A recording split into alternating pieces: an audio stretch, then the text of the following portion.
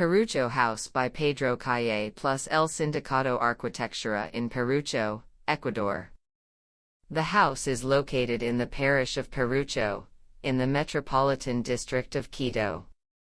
It seeks to be a refuge from urban life that allows its owner to connect with nature, as it is located in a rural environment surrounded by mountains and vegetation.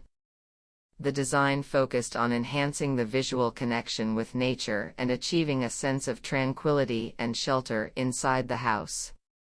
We propose taking advantage of the mountain views through windows on the west facade and ensuring privacy from neighbors and passers-by on the adjacent street through a continuous skin of fired tiles that start as the south facade, transform into the roof, and end as the north facade of the project.